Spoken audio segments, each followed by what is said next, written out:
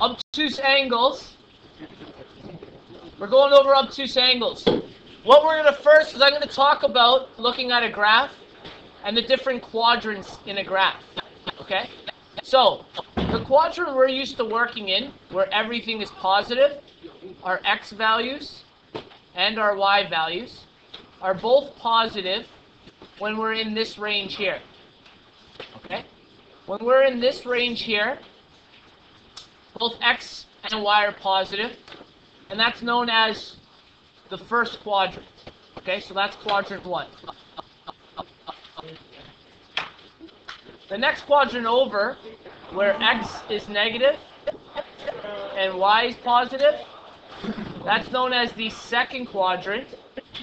Okay? That's our second quadrant, and that refers to all of this area here. I'm going to further some information. We really only need to know about the first two, but I'm just going to relate this so you guys have an idea of what these other two mean and deal with. This one here is going to be the third quadrant. One here. All right, quadrant 3. So quadrant 3 refers to what? What is x going to be in this quadrant? Negative. And what about the y values? They're both going to be negative also in this quadrant. So that's referring to all of this area here. And finally, this last area, quadrant means what? What does quad mean? 4. So this must be what quadrant? The fourth quadrant.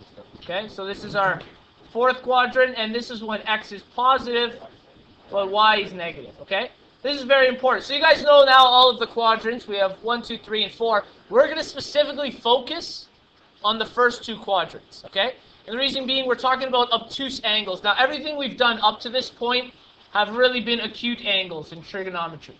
So any angle that's in this range, so going from here up to here, which would be creating 90, these are all the angles we mostly focus on, and they all end up in quadrant 1.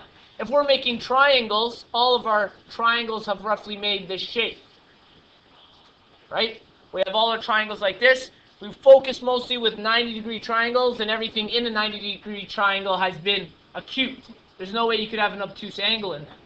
We're going to be working on looking at obtuse angles today. And obtuse angles go all the way around, okay?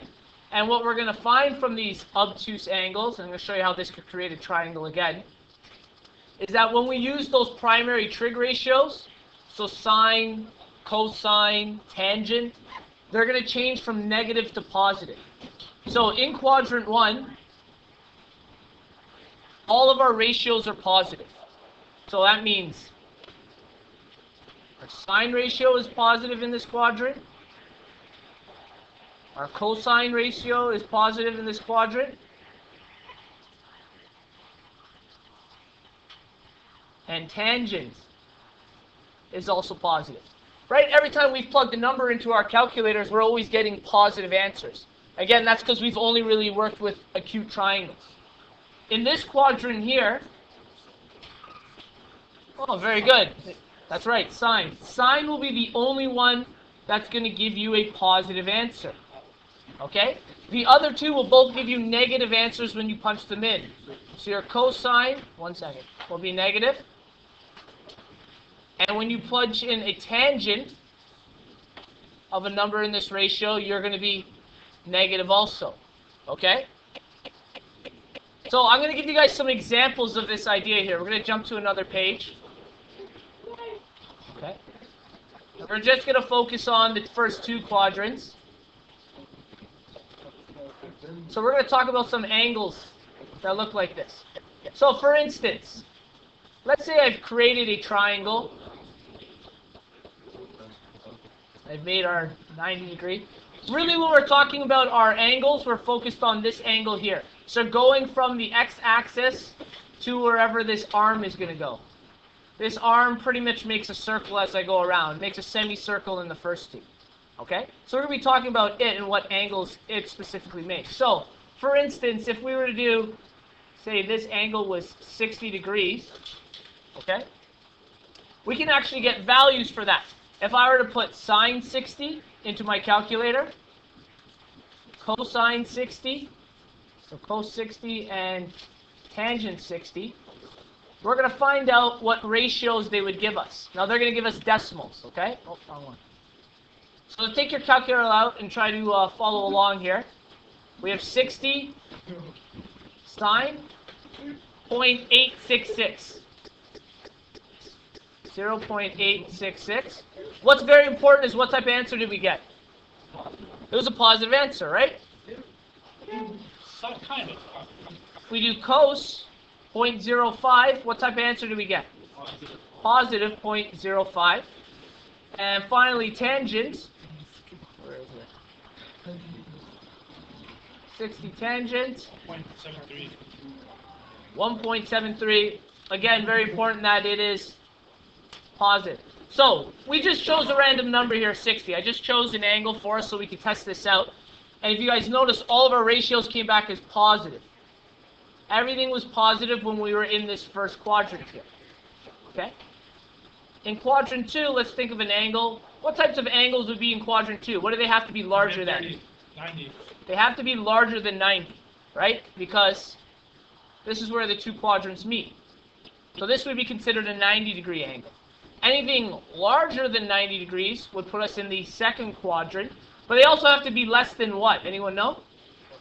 180. 180. You have to be less than 180 because 180 would be an angle that reaches all the way to here. And we'll put that in purple. This would be 180 degrees. So let's go back up to that red one we drew. Let's do 91.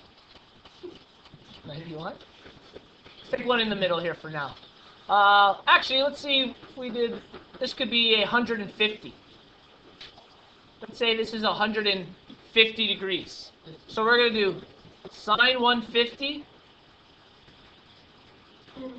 cos, supposed to be C, 150, and tangent 150. So, for what I've told you, our sine answer should be what? Positive. Cosine should be, and tangent should be. That's right. All right, let's test them out. 150 sine gives us positive 0.5. So that one worked. 150 cos, negative 0.866. And 150 tangent, negative 0.577.